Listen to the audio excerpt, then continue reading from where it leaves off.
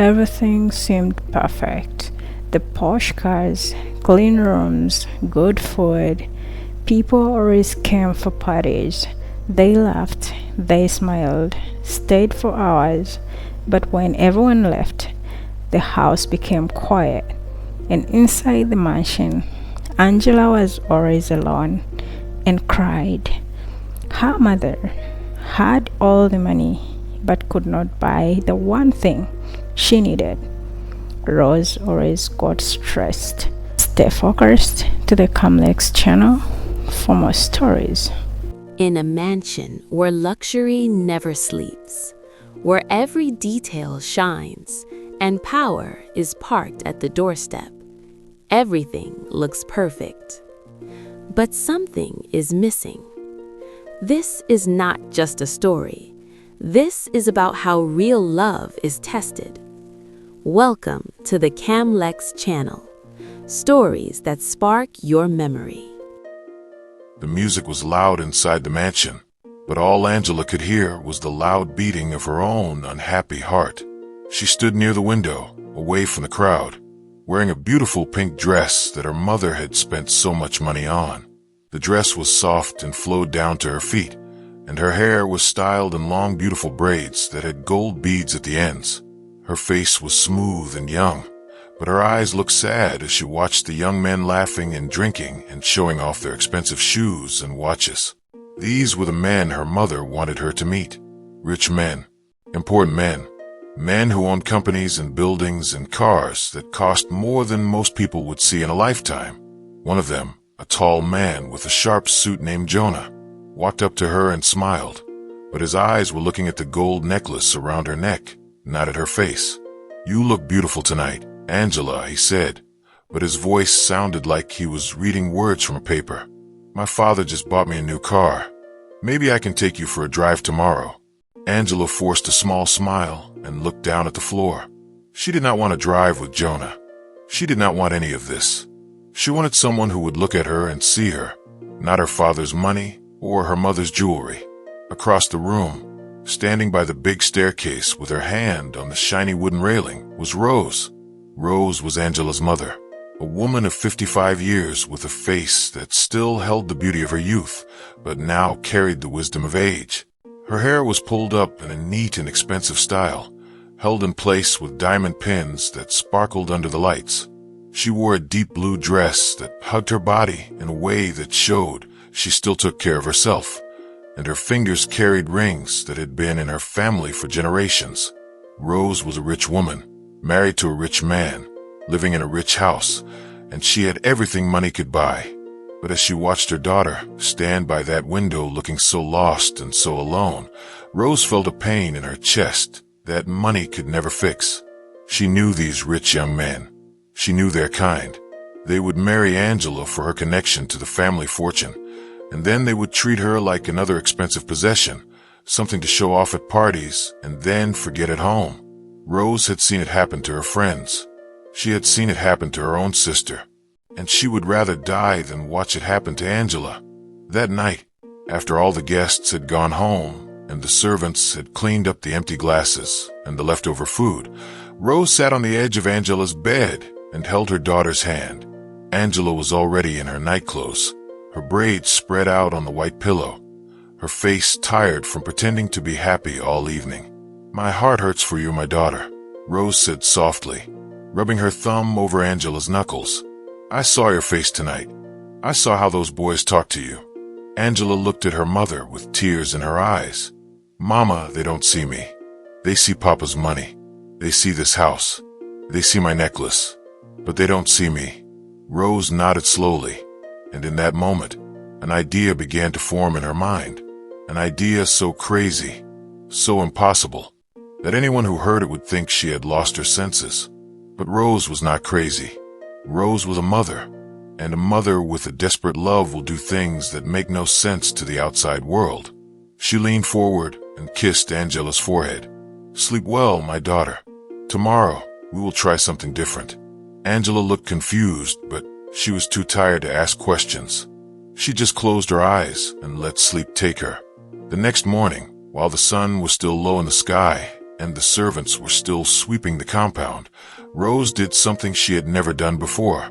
She went to the servants' quarters behind the main house and knocked on the door of an old woman named Mama Bose, who worked as a cleaner.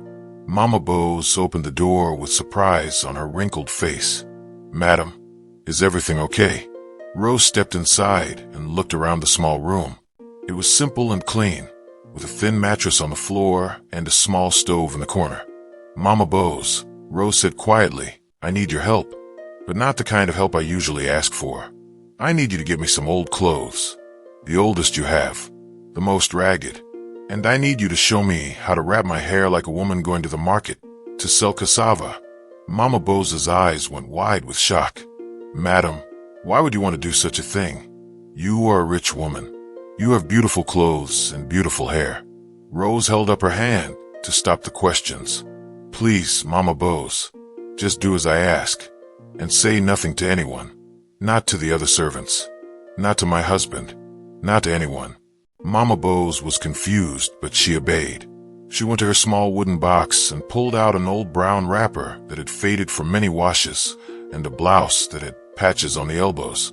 She also brought a plain white scarf, the kind the market women used to tie around their heads when they were carrying heavy loads. Rose took the clothes and held them up. They smelled of smoke and sweat and hard work. She had never worn anything like this in her entire life. She had been born into money, married into more money, and her hands had never known what it felt like to scrub a floor or carry water from a well. But today that would change. Rose took off her expensive dress and her diamond pins and her gold rings.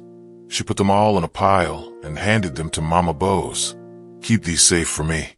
I will come back for them when this is over." Then she put on the old brown wrapper and the patched blouse. The fabric was rough against her soft skin, and it scratched her in places she did not know could itch. She took the white scarf and wrapped it around her head, covering her styled hair completely, tying it tight at the back the way she had seen the market women do. She looked at herself in the small cracked mirror that hung on Mama Bose's wall. The woman staring back at her was not Rose, the rich man's wife. This woman was a stranger, a poor woman, a woman who looked like she had worked hard her whole life and had nothing to show for it. "Perfect," Rose whispered. Then she turned to Mama Bose. "Take me to where the poor people look for work.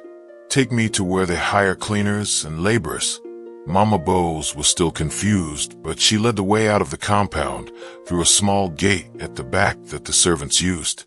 They walked through the early morning streets of Lagos, past the big houses with their high walls and security men, past the small shops just opening for business, past the women setting up their roadside stands with tomatoes and peppers and onions. They walked until the big houses disappeared and the streets became dust and the buildings became small and crowded. They came to a place where young men sat on overturned barrels, waiting for someone to hire them for the day. They came to a place where women with babies on their backs sold sachets of pure water by the roadside. And they came to a mechanic workshop, a place full of broken cars and the smell of petrol and the sound of metal hitting metal. The workshop was run by a man named Morgan. Morgan was in his 40s, a big man with a round face and arms that were always covered in grease. He had a small office at the front of the workshop made of wood and corrugated iron, and he sat there every day drinking tea and watching his mechanics work. When Rose walked up to his office, he looked at her with surprise. This was not the kind of woman who usually came looking for work. Most of the women who came were young and strong, women who could carry heavy loads and work long hours without complaining. This woman was older. Her face was soft. Her hands were smooth, and she looked like she had never done a hard day's work in her life. But her eyes were determined, and there was something about her that made Morgan pause. "I need work," Rose said, trying to make her voice sound rougher, less educated. "I can clean. I can sweep. I can do whatever you need." Morgan scratched his head. "This is a mechanic workshop, woman. This is not a place for a woman your age. There's grease everywhere. The boys here, they have no manners. They will say things. They will make you uncomfortable." Rose straightened her back. "I have worked in worse places. I am not afraid of grease. and I am not afraid of boys who have no manners. I just need work." Morgan looked at her for a long moment. Then he shrugged. "Okay, fine. You can start today. You will sweep the workshop floor and clean the office. I will pay you 700 naira for the day. If you do good work, you can come back tomorrow." Rose nodded and thanked him, and then she picked up the broom he pointed to and began to work. The workshop was dirty. The floor was covered in oil stains and bits of metal and empty water sachets. The air was thick with the smell of fuel and exhaust and sweat. The mechanics, young men in dirty clothes with grease on their faces, stared at her as she swept. Some of them whispered to each other and laughed. Others just watched her with curiosity, wondering why this older woman had come to their workshop to do such dirty work. But Rose did not care about their stares or their whispers. She was watching them. She was watching every single one of them, looking for something, looking for someone. She watched how they treated each other. She watched how they talked to customers. She watched their faces when they thought no one was looking. And then, in the afternoon, she saw him. He was not the tallest of the mechanics.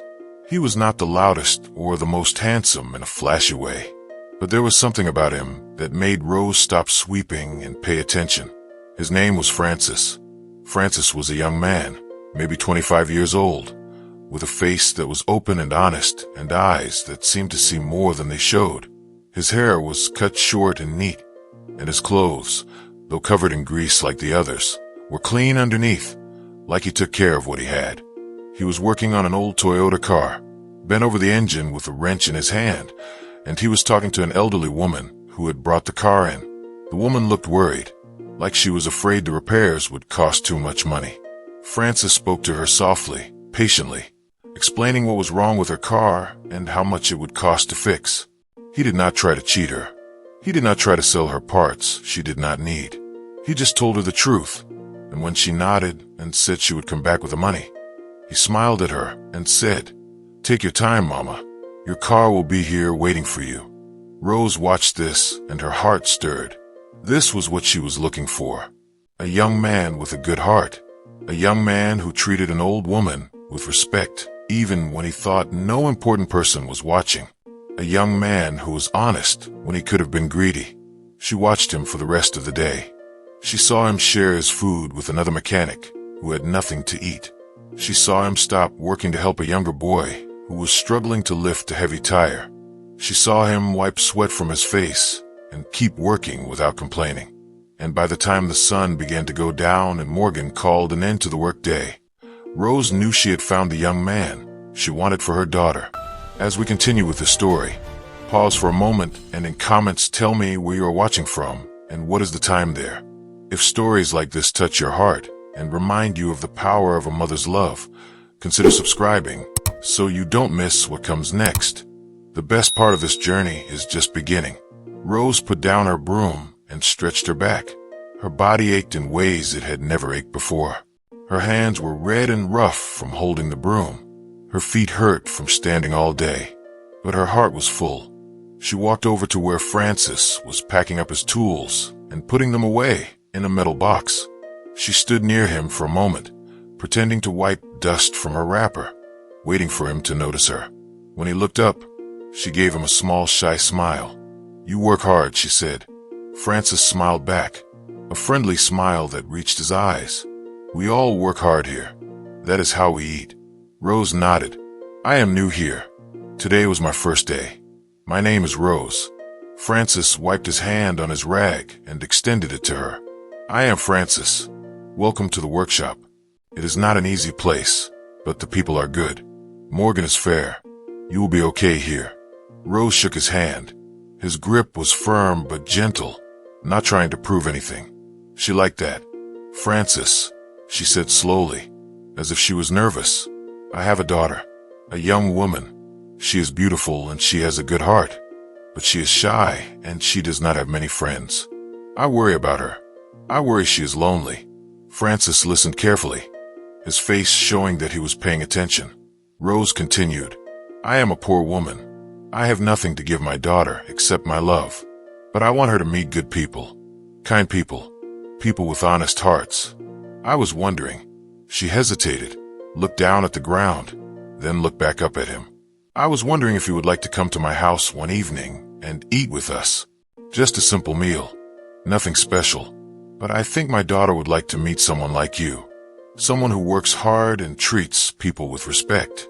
Francis looked surprised. He was not used to invitations from older women, especially not invitations to meet their daughters. But there was something about Rose, something in her eyes that made him trust her.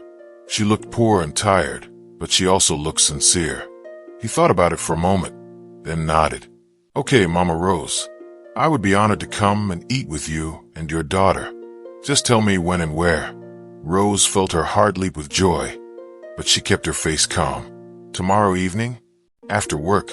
I live in a village, past the market, near the big mango tree. Do you know it? Francis nodded. I know it. I will come tomorrow after I close here. Rose smiled, a real smile this time. Thank you, Francis. You will not regret it. She turned and walked away, her heart pounding with excitement and fear. She had done it. She had found a good young man, and she had invited him to meet Angela. But now came the hard part. She had to take Angela to that village. She had to make Angela pretend to be poor. She had to keep up this lie, this disguise, until she was sure that Francis loved her daughter for who she was and not for what she had. As she walked back through the dusty streets toward the big house where she really lived, Rose thought about all the things that could go wrong. What if Francis recognized her from somewhere? What if Angela could not pretend to be poor? What if the other villagers became suspicious? What if her husband found out what she was doing and stopped her? The question swirled in her mind like dust in the wind. But when she reached the servant's gate and slipped back into Mama Beau's small room to change back into her real clothes, she pushed the fear away. She was doing this for Angela. She was doing this for love. Angela listened with her mouth open, her eyes getting wider and wider as her mother explained about the workshop, about the janitor disguise, about Francis the mechanic. When Rose finished, Angela was silent for a long moment. Then she said, Mama, this is crazy. You dressed as a poor woman and worked as a cleaner? You invited a mechanic to meet me in a village? Rose took her daughter's hands. I know it sounds crazy, my daughter, but tell me this. Did any of those rich boys at the party look at you the way you want to be looked at? Did any of them ask about your heart, your dreams, the things that make you happy? Angela looked down and shook her head slowly. No, Mama, they did not. Rose squeezed her hands. Then trust me. Trust your mother, who loves you more than anything in this world. Come with me tomorrow to the village. Wear the simplest clothes you have. Take off your jewelry. Tie your hair with a plain scarf. And just be yourself. Just be Angela. Let this young man see you. Really see you. And if he loves what he sees, then we will know he is the one. If he does not, then we lose nothing. We just go back to the parties and the rich boys and the empty smiles. Angela looked into her mother's eyes and saw the love there. The desperate, fierce love that would make a rich woman dress in rags and scrub floors just to find her daughter a good husband. Tears came to her eyes. Okay, Mama, I will do it. I will come with you tomorrow. Rose pulled her daughter into a tight hug, holding her like she had when Angela was a small child. Thank you, my daughter. Thank you for trusting me. But as they held each other, a thought crept into Rose's mind, a thought that sent a chill down her spine even in the warmth of the embrace. Tomorrow, she would have to go back to that workshop. Tomorrow, she would have to keep pretending. Tomorrow, she would have to bring her beautiful daughter to that dusty village and introduce her to a young man who had no idea who they really were. And if anyone discovered the truth, if anyone exposed their secret, the shame would be unbearable. Rose held Angela tighter and whispered a prayer into her hair. Please, God, let this work. Please let him be the one. Please let no one find out what we are doing. But outside the window, the night was dark and full of secrets, and not all secrets stay hidden forever. The morning sun came up over Lagos like a ball of orange fire, pushing its light through the curtains of the big mansion and waking Angela from a sleep that had been full of dreams. She had dreamed of a dusty village and a young man with kind eyes and a gentle smile. And when she opened her eyes and saw her mother standing beside her bed already dressed, She knew that today was the day everything would change. Rose was wearing her expensive clothes again, the deep blue dress from the party, because she could not leave the house looking like a poor woman. That would come later. That would come after they had slipped away unnoticed, after they had changed clothes in Mama Beau's small room, after they had become two different people for the sake of love. "Are you ready, my daughter?" Rose asked softly, sitting on the edge of the bed and brushing a stray braid from Angela's face. Angela sat up and looked at her mother. Her heart was beating fast with fear and excitement mixed together like two colors blending into one. "I am ready, Mama," she said, "but I am scared. What if he does not like me? What if I say the wrong thing? What if he sees through our disguise and thinks we are mocking him?" Rose took her daughter's face in both hands and looked into her eyes. "He will like you because you are you. And if he does not, then he is not the one. But we will never know unless we try. Now get up. Get dressed in the simplest clothes you have. No jewelry. No makeup. Just Angela. Just the girl God made." Angela nodded and climbed out of bed. She went to her huge wardrobe, the size of a small room itself, and pushed aside all the expensive dresses, all the designer clothes, all the things that money could buy. At the very back, she found an old simple skirt and blouse that she had worn years ago to a school event. The skirt was plain brown cotton. The blouse was white with simple short sleeves. They were clean but simple, the kind of clothes any village girl might wear. She put them on and looked at herself in the mirror. Without her jewelry, without her fancy dress, without her gold beads, she looked different. She looked like someone else. She looked like a normal girl. Rose came up behind her and smiled. "You are beautiful," she said.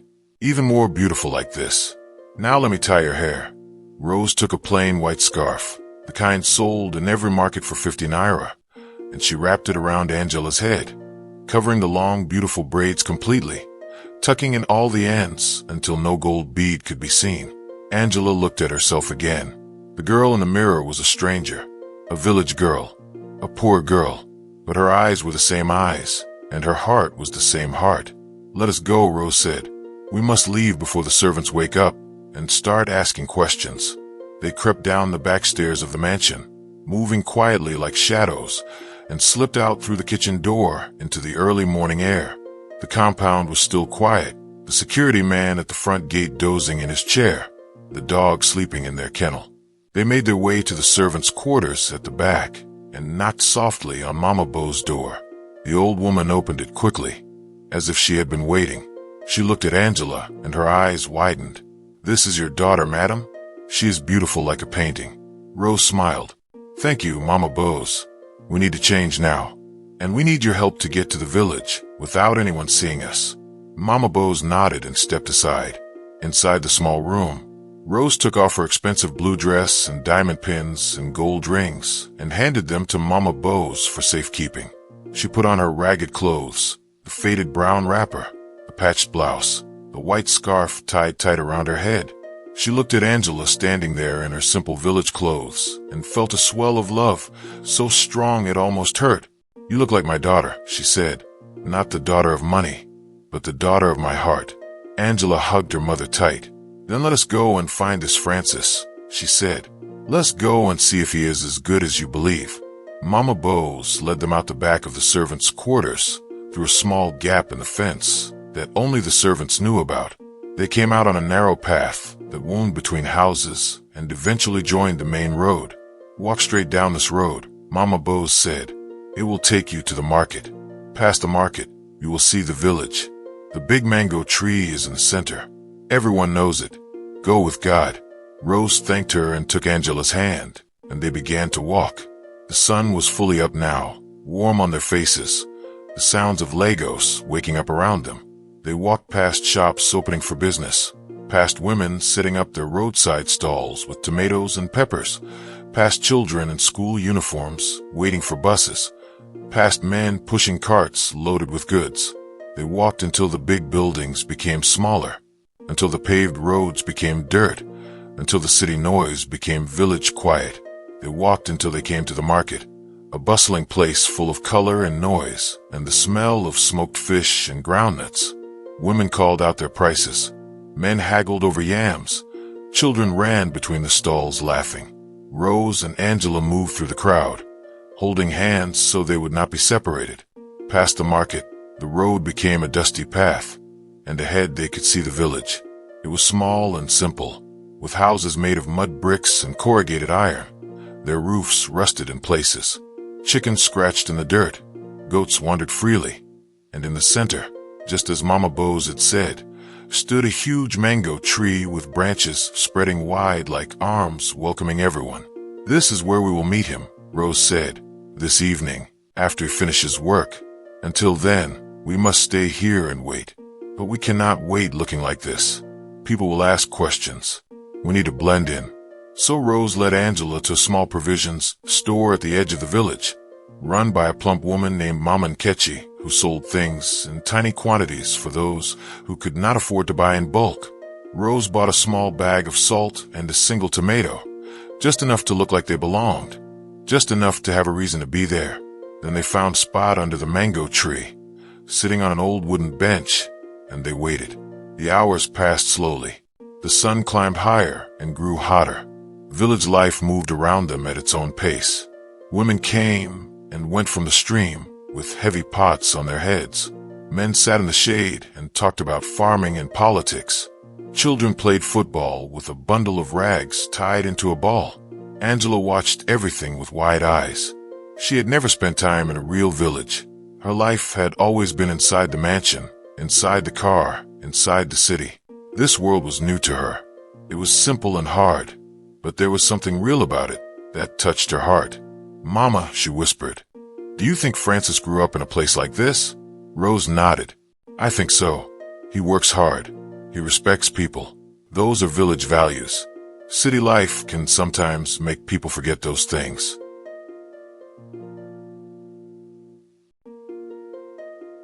They sat in silence for a while, watching a group of women return from the stream. Among them was a young woman about Angela's age, with a pretty face and curious eyes. She was carrying a pot of water on her head, walking with the grace of someone who had done it 1,000 times. Her name was Molly. Molly noticed the two strangers sitting under the mango tree right away. Strangers in a small village were like stones in a bowl of rice. They stood out. She saw an older woman in ragged clothes and a younger woman in simple village dress, but something about them did not fit. The older woman's hands were too soft. The younger woman's skin was too smooth. They sat like people who were not used to sitting on hard benches. Molly slowed down as she passed them, her eyes taking in every detail. "Good afternoon," she said, stopping. "Are you looking for someone?"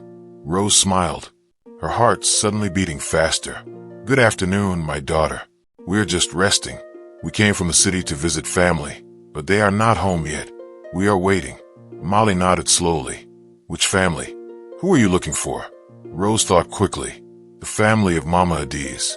Do you know her?" Molly shook her head. "There's no Mama Adiz in this village.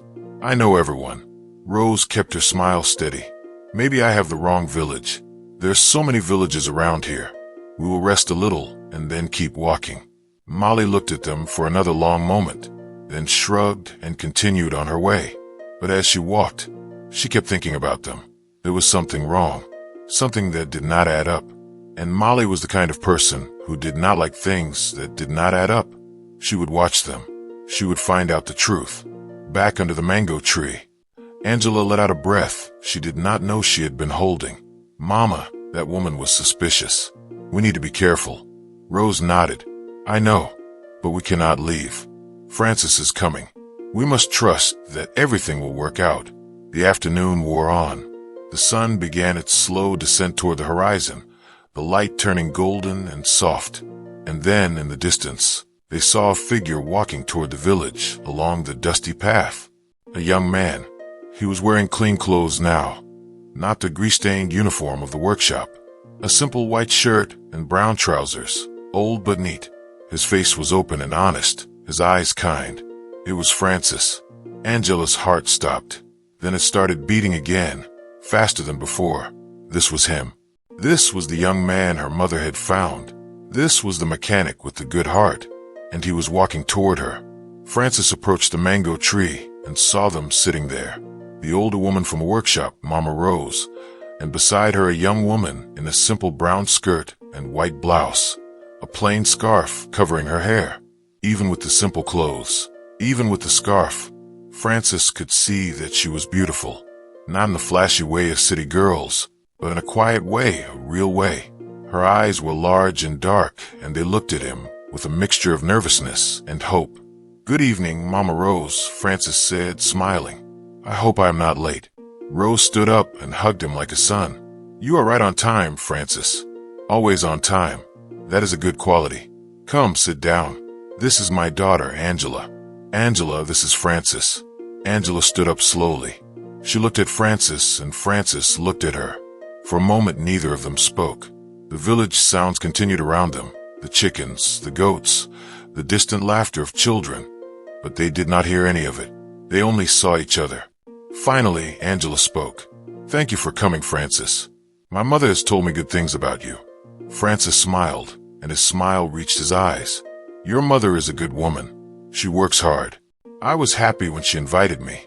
I do not get many invitations to eat with good people." Rose clapped her hands together. "Enough standing around.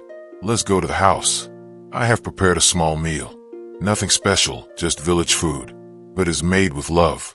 She led them away from the mango tree, down a narrow path between houses, to a small hut that Mama Bose had arranged for them. It belonged to Mama Bose's cousin who was away for the week. It was simple, with mud walls and a dirt floor and a small cooking area outside, but it was clean and it was private. Inside, Rose had set a small table with 3 wooden bowls. In the bowls was plain rice and a simple tomato stew with a few pieces of fish. It was humble food, the kind a poor family would eat. But as they sat down together, Frances looked at it with gratitude. "Thank you for this meal, Mama Rose. You did not have to go to so much trouble." Rose waved her hand. "It is nothing. Eat." While they ate, they talked. Frances asked Angela about herself, about her life, about the things she liked. Angela, remembering her mother's instructions, spoke about simple things.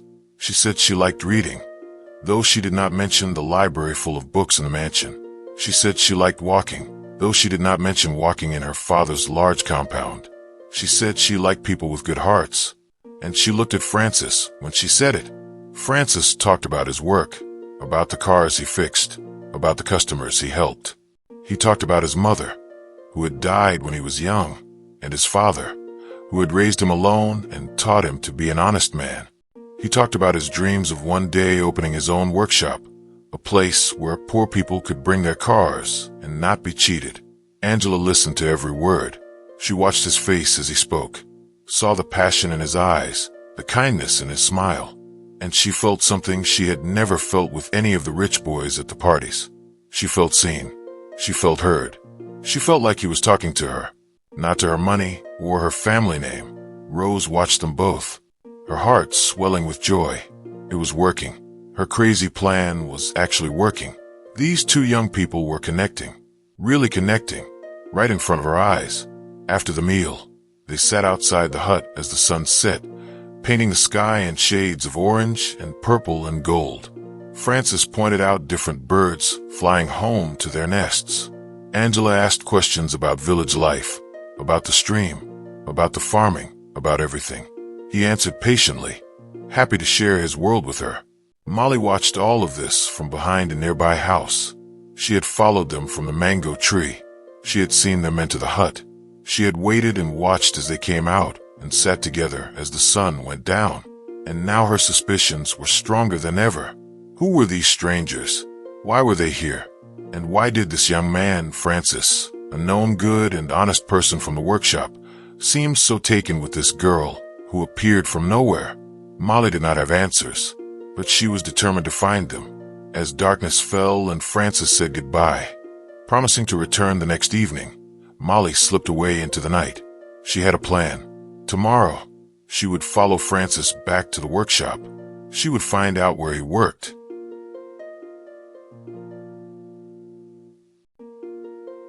She would find out who these people really were. And if there was something wrong, something hidden, she would expose it. Back at the hut, Angela hugged her mother tight. "Mama," she whispered, "I like him. I really like him. Rose held her daughter and smiled in the darkness. I know, my daughter. I could see it in your eyes. And he likes you too. I could see it in his. But as they stood there in the dark hut, a small voice in Rose's mind whispered warnings. Molly's face flashed in her memory. The suspicious eyes, the questions. Someone was watching. Someone was curious. And curious people could become dangerous people.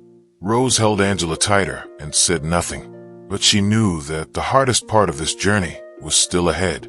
The secret was sweet, but secrets have a way of growing legs and walking out into the light. The night passed slowly in the village, the darkness thick and heavy around the small hut where Rose and Angela slept. Rose lay awake on the thin mattress, her eyes open, staring at the mud ceiling above her.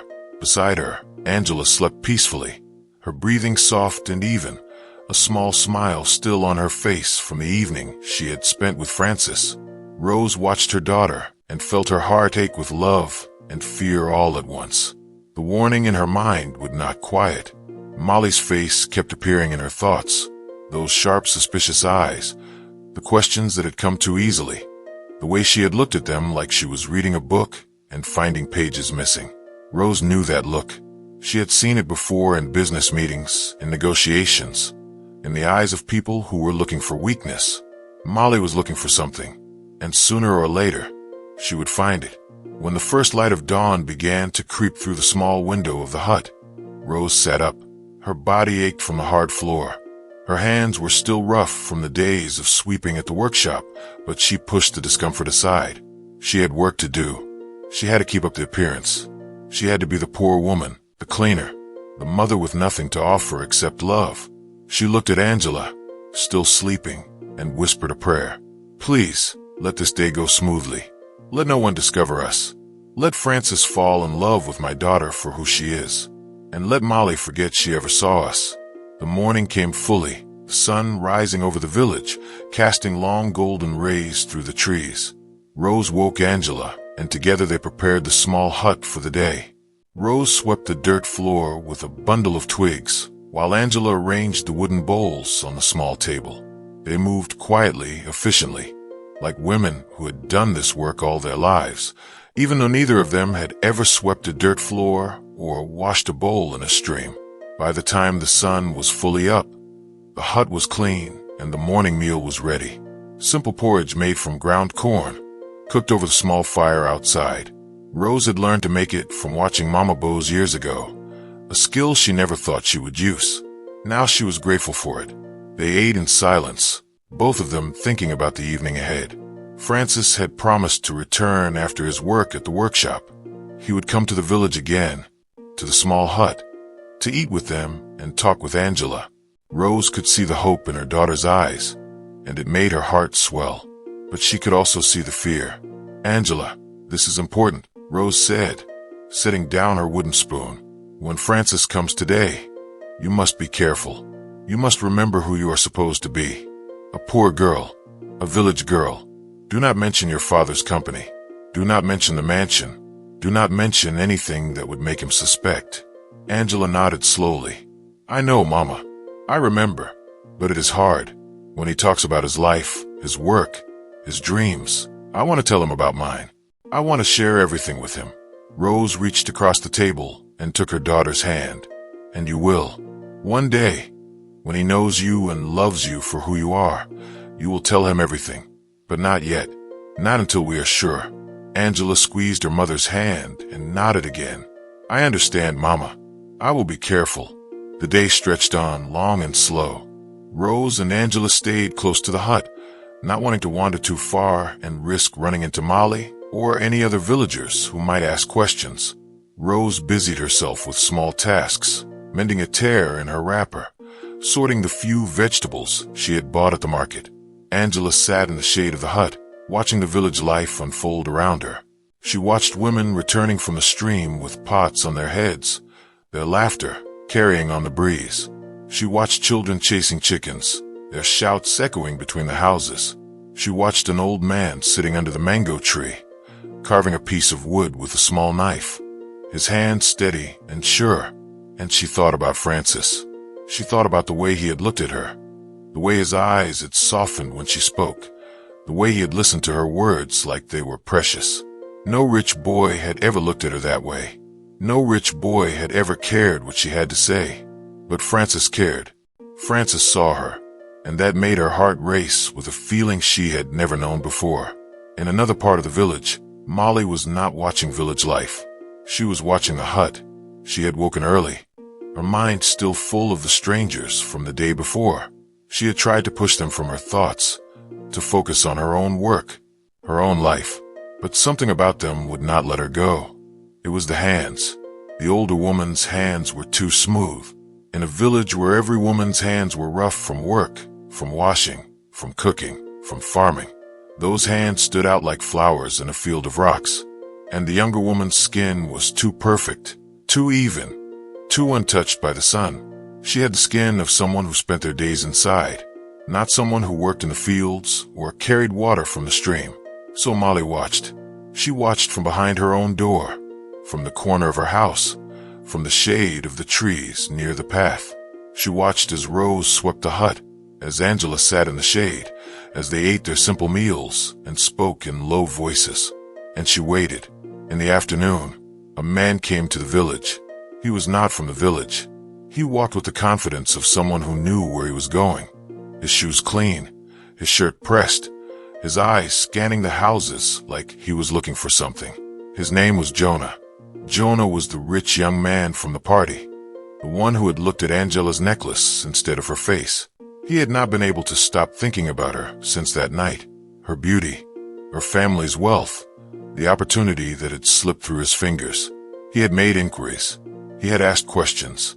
And he had learned that Rose, the mother of the girl he wanted, had been seen leaving her mansion in strange clothes, heading toward the villages outside the city. Jonah did not know what Rose was doing, but he knew that where there was secrecy, there was opportunity, and he intended to find out what that opportunity was.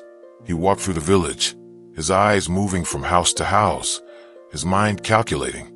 He had heard from a trader at the market that two strange women had been seen near the village, an older woman and a younger one, both dressed poorly, but carrying themselves like they did not belong. Jonah smiled to himself. He knew those women. He knew exactly who they were, and he was going to find them. Molly saw the stranger before anyone else. She was watching the hut from her usual spot when she noticed a man walking through the village, his clothes too fine, his shoes too clean, his eyes too searching.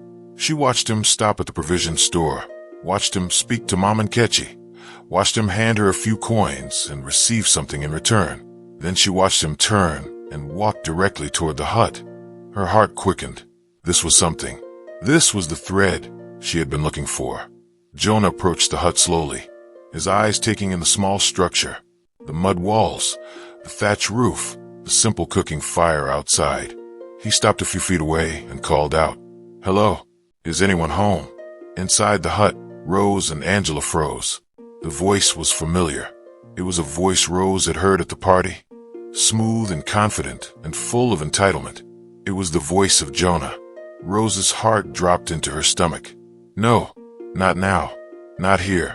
She motioned for Angela to stay inside, then stepped out of the hut, pulling her ragged wrapper tight around her, making sure her scarf covered her hair completely. She looked at Jonah standing there, so out of place in his fine clothes, and forced a smile to her face. "Good afternoon," she said, her voice rough, trying to sound like the poor woman she was pretending to be. "Can I help you?" Jonah looked at her, and for a moment, his face showed nothing. Then he smiled, a slow smile that did not reach his eyes. "Mama Rose," he said, "you look different." Rose kept her smile steady. "I do not know who you are talking about. My name is not Rose. My name is Mama Bose. You have the wrong woman." Jonah laughed, a short laugh that held no humor. "I know who you are. I know your daughter is in that hut. I know you are pretending to be poor, and I know why." Rose's face went pale. She gripped the door frame to steady herself. "I do not know what you are talking about," she said again, her voice barely a whisper. Jonah stepped closer, lowering his voice so only she could hear. "You are looking for a husband for your daughter, a poor man, a mechanic. I heard about it from one of the boys at the workshop. Word travels fast, Mama Rose.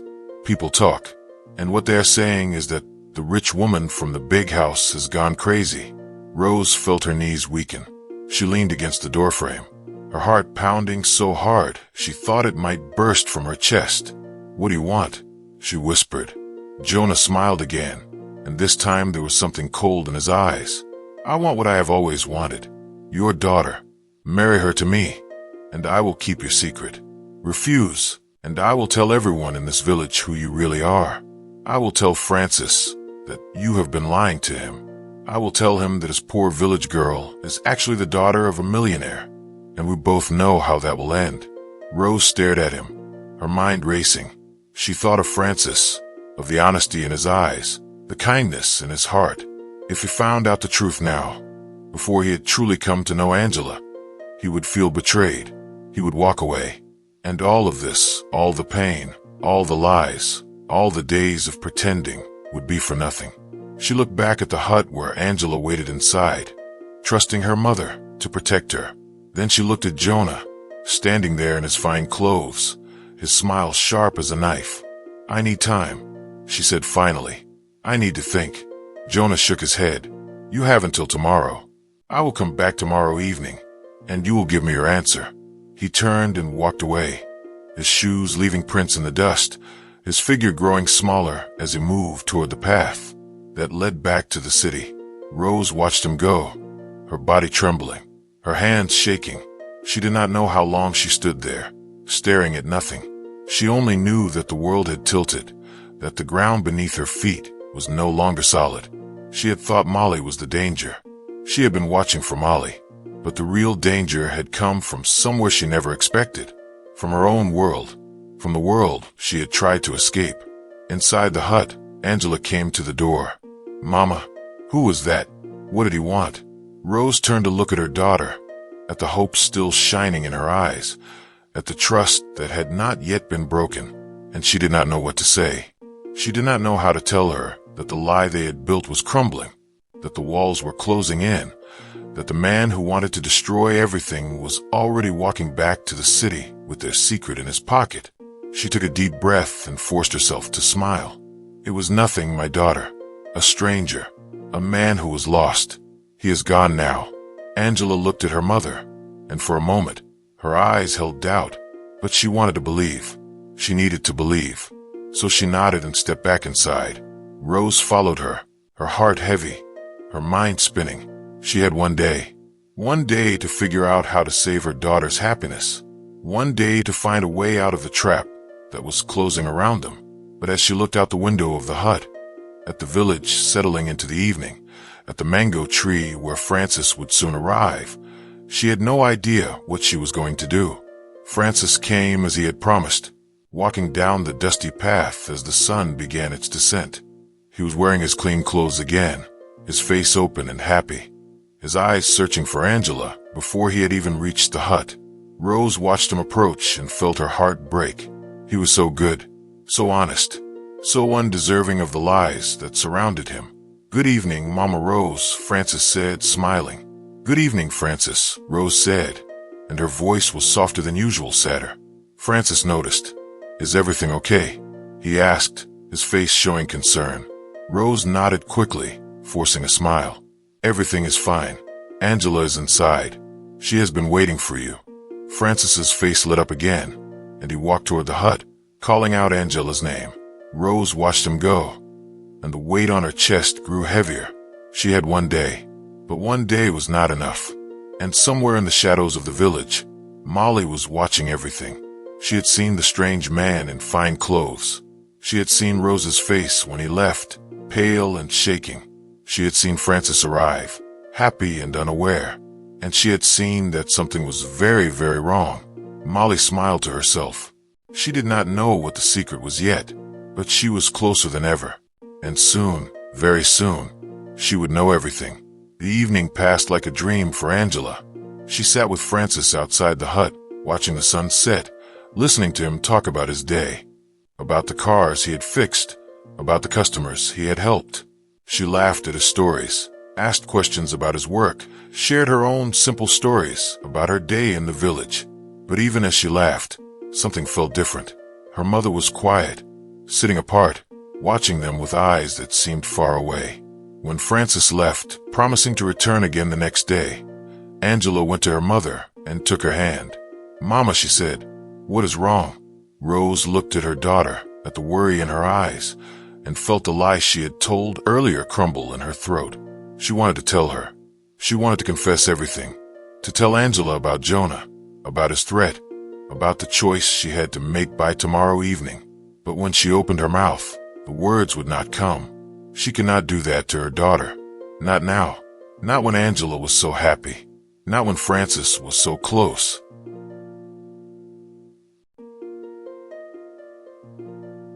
"I am just tired, my daughter," Rose said, squeezing Angela's hand. "The work here is harder than I remembered." Angela nodded slowly, but she did not believe her mother. She had seen the man in the fine clothes. She had seen her mother's face when he left, and she knew that something was happening, something her mother was not telling her. But she did not push. She simply held her mother's hand and watched the stars come out, one by one, as the night wrapped itself around them like a blanket. And in the darkness, Molly watched the hut. And somewhere on the road back to the city, Jonah walked with a smile on his face. The game was set. The pieces were moving. And by tomorrow night, everything would change. The morning came too quickly for Rose. She had not slept, her eyes open all night, staring at the mud ceiling, her mind turning over the same thoughts like stones in a river, smooth and heavy and impossible to stop. Jonah's face, his cold smile, his words, "Marry her to me, and I will keep your secret. Refuse, and I will tell everyone." She had one day to find a way out, but as the first light of dawn crept through the window, she still had no answer. Beside her, Angela slept, her face peaceful, her breathing soft. She did not know that her future was being decided in her mother's sleepless mind. She did not know that a man in the city was already planning to destroy the happiness she had just begun to find. Rose watched her daughter sleep and felt tears sting her eyes. She had thought she was protecting Angela by coming to this village, by finding Frances, by building this lie. But all she had done was open a door for Jonah to walk through. He had followed them. He had found them. And now he held their secret like a knife over their heads. When Angela woke, Rose was already dressed, already moving around the hut, pretending to be busy with small tasks. She could not let Angela see the fear in her eyes. She could not let her know what was coming. "Good morning, Mama," Angela said, sitting up and stretching. Her voice was light, happy, full of the hope that Rose had seen grow in her over the past days. "Good morning, my daughter," Rose said, keeping her voice steady. "Did you sleep well?" Angela smiled, her eyes still soft with sleep. "I dreamed of Francis. We were walking by the stream, and he was showing me the fish in the water, and I was laughing, and he was laughing, and it was like we had known each other forever." Rose turned away so Angela could not see her face. The words cut into her like glass. Her daughter was dreaming of a future that might never come. She forced herself to turn back, to smile, to be the mother Angela needed her to be. "That sounds like a beautiful dream," she said. "Now come, we have work to do." The day passed in a blur for Rose. She went through the motions, sweeping the hut, preparing the simple meal, sitting with Angela under the shade of the mango tree. But her mind was not there. It was in the city, in the mansion, in the life she had left behind. She thought about her husband, who did not know where she was. She thought about her servants, who must be wondering what had happened to their madam. She thought about the life she had built, the money, the power, the safety. And she thought about Jonah, waiting in the city, ready to take it all away. In the afternoon, she left Angela at the hut and walked to the edge of the village. She needed to think. She needed to be alone. She stood under a palm tree, looking out at the road that led back to the city, and she prayed, "Please, God, show me what to do. If I give Angela to Jonah, she will be rich but miserable. If I refuse him, he will expose us and Frances will hate us. Either way, I lose. Either way, my daughter loses." There was no answer, only the wind in the palm fronds, the distant sounds of the village, the weight of the choice pressing down on her shoulders. She was still standing there when she heard footsteps behind her. She turned and saw a young woman walking toward her, a pot of water balanced on her head, her cornrowed hair neat, her yellow wrapper bright in the afternoon sun. It was Molly. Rose's heart tightened. She had been so focused on Jonah that she had almost forgotten about Molly. The girl with the sharp eyes, the girl who had been watching them from the shadows. "Good afternoon, Mama," Molly said, stopping a few feet away. She did not smile. Her eyes were fixed on Rose's face, studying it like a book she was trying to read. "Good afternoon, my daughter," Rose said, keeping her voice calm. Molly shifted the pot on her head, her hand steady, her gaze never leaving Rose.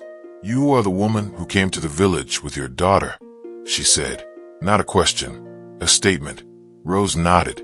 "Yes, we came to visit family, but the family was not there, so we have been waiting." Molly's eyes narrowed slightly. "I have lived in this village my whole life. I know everyone who lives here. There's no family for you here." Rose felt her stomach drop. She opened her mouth to speak, to make another excuse, but the words would not come. Molly took a step closer. "I saw the man who came yesterday, the one in the fine clothes. I saw your face when he left. You were afraid." Rose said nothing. Her hands were shaking, and she could not stop them. Molly looked at her for a long moment, her sharp eyes moving over Rose's face, her ragged clothes, her soft hands. And then she said something that Rose did not expect. "I do not know who you are," she said quietly, "and I do not know why you are here. But I know you are not who you say you are." Rose's breath caught in her throat. She waited for the accusation, the threat, the demand for the truth. But instead, Molly smiled. It was not a warm smile, but it was not cruel either. It was the smile of someone who had been watching and was finally ready to speak. "Do not worry, Mama," she said. "I will not tell anyone." Rose stared at her, confused. "Why not?" Molly looked down at the ground for a moment, then back up at Rose. "Because I have seen the way your daughter looks at Francis, and I have seen the way Francis looks at her. I have liked Francis for a long time," she said, her voice soft. "I thought maybe one day he would notice me, but he never did. And now I see him with your daughter, and I see that he is happy, really happy, the kind of happy I have never seen in him before." She shifted the pot on her head again, adjusting to the weight. "I do not know why you are pretending to be poor," she said. "I do not know why you are hiding, but I know that Francis deserves to be happy, and your daughter makes him happy. So I will keep your secret." Rose felt tears prick her eyes. She wanted to say something, to thank this girl who had every reason to expose them, but was choosing not to. But before she could speak, Molly shook her head. "Do not thank me," she said. "I am not doing this for you. I am doing this for Francis." She turned and walked away, her pot balanced perfectly on her head, her yellow wrapper bright against the green of the trees. Rose watched her go, her heart full of gratitude and sorrow. She had thought Molly was a threat. She had been watching for Molly, fearing Molly. But the real danger had never been the village girl with the sharp eyes. The real danger was Jonah, waiting in the city, with his fine clothes and his cold smile and his demand for Angela's hand. Rose walked back to the hut, her mind still racing. One more thing, she thought. Molly had given her a gift. She had chosen silence, but silence would not stop Jonah. Silence would not save her daughter. She needed something else. She needed a way out. And as she walked, an idea began to form in her mind. It was risky. It was dangerous. It could make everything worse. But it was the only idea she had. When she reached the hut, Angela was sitting outside, her face turned toward the path where Francis would soon arrive. She looked so hopeful, so happy, so full of love. Rose looked at her daughter and made her decision. "Angela," she said, sitting down beside her, "I need to tell you something." Angela turned to her, her eyes curious. "What is it, Mama?" Rose took a deep breath. "Yesterday, a man came to the village, a man from our world. His name is Jonah. He was at the party, remember? The one who looked at your necklace instead of your face." Angela's face went pale. "What did he want?" Rose took her daughter's hand. He knows who we are. He knows about Francis. And he is threatening to tell everyone unless. She stopped, the word stuck in her throat. Unless what, Mama? Angela's voice was small, scared. Unless you agree to marry him. The words hung in the air between them, heavy and terrible. Angela stared at her mother, her face frozen, her eyes wide with horror. Marry him? She whispered. Jonah, the man who only saw my necklace? The man who never once looked at my face? Rose nodded, tears streaming down her cheeks. He says we have until tonight.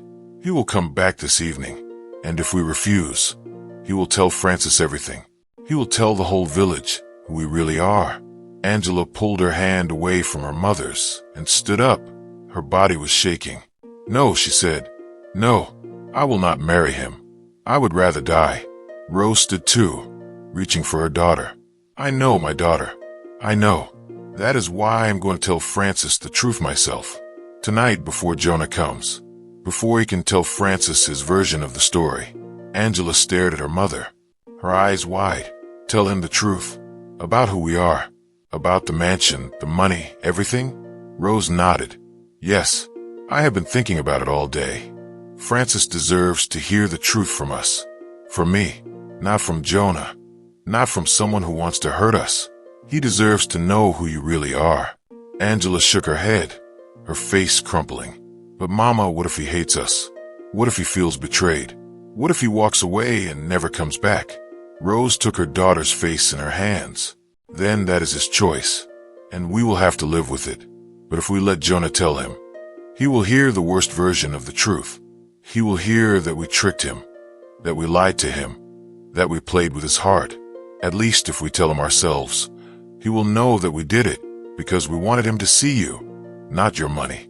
He will know that the feelings you have for him are real. Angela was crying now, tears running down her cheeks. I am scared, Mama. I am so scared. Rose pulled her daughter into her arms and held her tight. I am scared too, my daughter. But we have to do this. We have to trust that what we built between you and Francis is stronger than the lie we used to build it. They stood there for a long moment, holding each other, the afternoon sun warm on their faces, the village sounds soft around them, and then they heard footsteps on the path. Francis was coming. Rose pulled back, wiping tears from her daughter's face, smoothing her own scarf, straightening her ragged clothes. He is here, she said. It is time. Angela took a deep breath, her hands trembling, her heart pounding. She looked at her mother, at the fear and love in her eyes, and she nodded. I am ready, Mama. Francis came down the path with his easy stride, his face breaking into a smile when he saw Angela waiting for him. Good evening, he called out, his voice warm and happy. But as he got closer, he saw their faces. He saw the tears on Angela's cheeks, the fear in Rose's eyes, and his smile faded. What is wrong? He asked, quickening his pace. What has happened? Rose stepped forward, her hands clasped in front of her. Francis, she said, her voice shaking. We need to talk. There is something I need to tell you. Something I should have told you from the beginning. Francis looked from Rose to Angela and back again. His face was confused, worried, but his eyes were steady. He nodded slowly. Tell me, Mama Rose. Whatever it is, you can tell me. Rose took a deep breath, and then she began to speak. Rose took a deep breath, and then she began to speak. Her voice was shaking, her hands trembling, but she did not stop. She told Francis everything. She told him about the mansion, the money, the parties where rich young men looked at her daughter's necklace instead of her face. She told him about the night she decided to dress in rags and go to the workshop, looking for a man with a good heart. She told him about watching him from across the workshop, seeing him help the old woman, share his food, lift the heavy tire. She told him about the plan, the lie, the disguise, the village, the hut. She told him about Angela, her beautiful daughter who only wanted to be seen, who only wanted someone to look at her and see her, not her father's money or her mother's jewelry. She told him about the fear, the hope, the desperate love that made a rich woman pretend to be poor. And when she finished, her voice was gone, her tears were dry, and she stood before him with nothing left to hide. Francis did not speak. He stood very still, his face unreadable, his eyes fixed on the ground. The silence stretched between them, heavy and long. Angela watched him, her heart pounding so hard she could hear it in her ears. She wanted to say something, to explain, to tell him that every moment they had shared was real, that every laugh, every glance, every word was true, but the words would not come. She could only stand there, waiting, hoping, praying that he would understand. Finally, Francis looked up. His eyes moved from Rose to Angela, and Angela felt her breath catch in her throat. She could not read his face. There was no anger, no joy, no betrayal, nothing she could hold on to. He looked at her for a long moment, and then he spoke. "You are not poor," he said. His voice was quiet, steady. Angela shook her head, tears streaming down her face. "No," she whispered. "I am not poor. I have never been poor." Francis nodded slowly. "And your mother came to the workshop looking for me, for a husband for you." "Yes," Angela said, her voice breaking. "But I did not know at first. Mama, she did it without telling me. But when she told me, I agreed. I came here. I pretended. Because I wanted to meet you. Because I wanted someone to see me, not my money." She took a step toward him, her hands reaching out. "And when I met you, when I talked to you, when you looked at me like I was just a girl, not an heiress, not a prize, everything changed. I did not care about the lie anymore. I only cared about you." Francis looked at her outstretched hands, then back at her face. His expression softened, just a little, and Angela felt a flicker of hope. "You lied to me," he said. Angela nodded, her hands dropping to her sides. "Yes," she said, "I lied, and I am sorry. I am so sorry. But the way I feel about you, that was never a lie. From the first moment I saw you, walking down the path to the mango tree, my heart knew. It knew before I did." Francis was silent for a moment, his eyes searching her face. Then he took a step toward her. "I grew up with nothing," he said quietly. "My father worked from morning until night to put food on our table. He taught me that a man's worth is not in his pockets, but in his hands, in how he treats people, in the honesty of his word." He looked down at his own hands, rough and calloused from years of work. "When I met your mother, I saw a poor woman who worked hard to take care of her daughter. When I met you, I saw a village girl with a kind heart and gentle eyes. I fell in love with that girl. The girl who asked me about the fish in the stream. The girl who laughed at my stories. The girl who looked at me like I was someone important." Angela was crying now, her tears falling freely. "That girl is real," she said. "That girl is me. The money, the mansion, the parties, those are things I have. But they are not who I am. Who I am is the girl who sat with you under the mango tree. Who I am is the girl who watched the sunset with you and wished it would never end. Who I am is the girl who loves you." Francis looked at her for a long moment, and then, slowly, a smile began to spread across his face.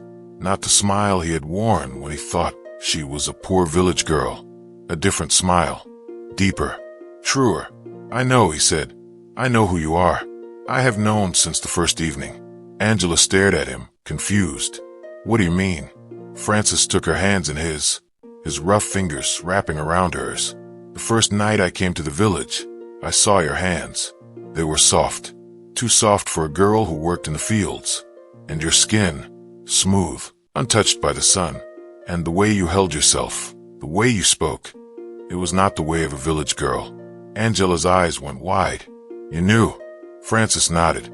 "I suspected, but I did not care. Because when I looked at you, I did not see a rich girl or a poor girl. I saw you. I saw your heart. And your heart, Angela, is the most beautiful thing I have ever seen."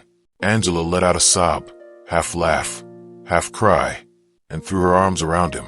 Francis held her tight, his arms wrapping around her, his face buried in her hair. Behind them, Rose watched, her hands pressed to her mouth, her tears flowing freely. She had been so afraid that the truth would destroy everything. But instead, it had set them free. They were still holding each other when they heard footsteps on the path. Heavy footsteps, deliberate. Rose turned, her heart dropping, and saw Jonah walking toward them. His fine clothes were dusty from the road, his face set in a hard smile. his eyes fixed on Angela. "Good evening," he called out. "I hope I am not interrupting." Rose stepped forward, her body blocking the path to her daughter.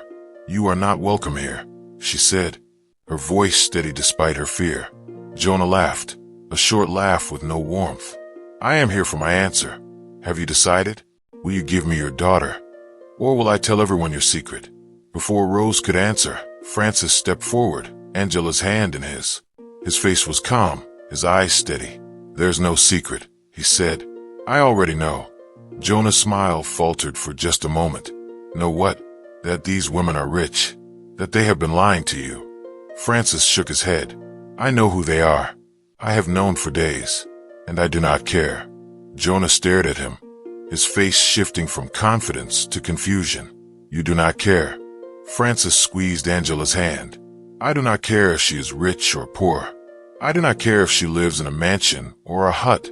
I love her, and she loves me. Your threats mean nothing." Jonah's face went red. "You are a fool," he spat. "A poor mechanic who thinks he can marry a millionaire's daughter? Her father will never allow it. Her family will never accept you." Francis smiled a calm, steady smile. "That is for Angela and me to worry about, not you." Angela stepped forward, her hand still in Francis's. Her face was no longer scared. It was strong. "Go home, Jonah," she said.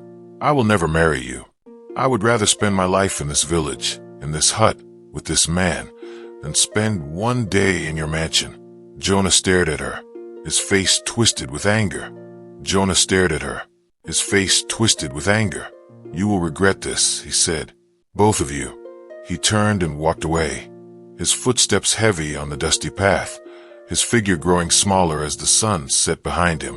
Rose watched him go, and for the first time in days, she felt the weight lift from her shoulders. That evening, the three of them sat outside the hut as the sun set. The sky was a blaze of orange and gold, the village quiet, the mango tree casting long shadows across the ground. Francis sat with Angela, her head on his shoulder, his arm around her. Rose sat a little apart, watching them with a smile she could not hide. "Mama," Angela said softly, "what will Papa say when he finds out about all of this?" Rose smiled. "Your father," she said, "has always wanted you to be happy, and I have never seen you happier than you are right now. He will understand. He will be angry with me, perhaps, for all the lies and the running away, but he will see what I saw. A good man, a kind man, a man who loves his daughter for who she is, not what she has." Francis looked up at Rose. "Mama Rose," he said, using the name he had always called her. "I have nothing to offer Angela. No money, no mansion, no fine clothes. Only my hands and my heart." Rose reached out and took his hand. "That is all she has ever needed," she said. "That is all any of us need." As the stars began to appear, one by one, Angela looked up at Francis. "Will you come with us? To the city? To meet my father?" Francis looked down at her, his eyes soft. "I will go wherever you are," he said. "I will sweep floors if I have to. I will fix cars in the city or in the village, as long as you are beside me. I have everything I need." Angela smiled, her heart so full it felt like it might burst. And in that moment, watching her daughter in the arms of the man she loved, Rose knew that her crazy plan had worked.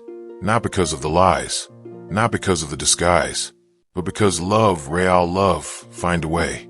It sees through rags and riches. It sees through fear and doubt. It sees the heart, and it knows. The next morning, Rose, Angela, and Francis walked together down the dusty path that led away from the village. Rose was dressed in her ragged clothes, still pretending, but not out of fear. She wore them as a reminder of what she had learned. That money does not make a person worthy. That love does not live in a mansion. That sometimes, the richest people are the ones with nothing at all. Behind them, the village woke to a new day. Chickens scratched in the dirt. Women carried pots from the stream. Children chased each other between the houses. And under the mango tree, Molly stood watching them go. She did not wave. She did not call out. But she smiled a small, sad smile. And then she turned and walked back into the village, ready to begin her own journey. In the city, In the big mansion with the high walls and the security guards, Angela's father was waiting. He did not know about the village, or the mechanic, or the plan. He only knew that his wife and daughter had been gone for days, and he was worried. When he saw them walking up the driveway, 3 figures in the morning light, he ran out to meet them. His eyes went from Rose in her ragged clothes to Angela in her simple dress to Francis, the young man in the clean white shirt, holding his daughter's hand. "Rose," he said, his voice confused. "What is this? What has happened?" Rose took his hand and smiled. "I will explain everything," she said. "But first, I want you to meet someone. This is Francis, and he's going to marry our daughter." Angela's father looked at Francis, at his rough hands, his simple clothes, his steady eyes. And then he looked at his daughter, at the light in her eyes, the smile on her face, the joy that had been missing for so long. He had seen her at the parties, surrounded by rich young men with empty smiles, and she had never looked like this. He held out his hand. "Welcome to the family," he said. Francis took his hand, his grip firm, his eyes steady. "Thank you, sir," he said. "I will take care of her. I will work hard. I will give her everything I have." Angela's father looked at his wife, at the secret smile on her face, and he began to understand. He shook his head, half laughing, half amazed. "You did this," he said to Rose. "You dressed in rags and went looking for a husband for our daughter." Rose nodded, her eyes bright. "I did," she said, "and I found him." The wedding was small, held in the garden of the mansion. Francis wore a new suit, the first he had ever owned. Angela wore a simple white dress, not the elaborate gown her mother had once imagined, but something that felt like her. Rose stood beside them, watching her daughter marry the man she had found in a dusty workshop, the man with the good heart and the honest eyes. And when the minister said, "You may kiss your bride," Francis leaned down and kissed Angela, and the whole garden seemed to burst into light. That night, as the guests danced and laughed and celebrated, Rose stood apart, looking up at the stars. She thought of the journey she had taken, from the mansion to the workshop, from the workshop to the village, from the village to this moment. She thought of the lies she had told, the fear she had carried, the risk she had taken, and she knew that it had all been worth it, because love, real love, is worth any risk. It is worth the fear, the pain, the uncertainty. It is worth dressing in rags and sweeping floors. It is worth everything. This story teaches us that true love does not look at what a person has, but who a person is. Money can buy many things, but it cannot buy honesty, kindness, or a heart that sees beyond the surface. A mother's love is powerful, and sometimes it leads us to do things that seem impossible. But in the end, love finds a way. It sees through disguises, through fear, through all the walls we build. And when we are brave enough to tell the truth, to show our real selves, we discover that the people who matter will love us not less, but more. If this story touched your heart, please like this video and share it with someone who needs to be reminded that love sees the heart, not the purse. Subscribe to this channel for more stories of hope, courage, and the beautiful journey of the human heart. Until next time, remember that you are worthy of love, exactly as you are.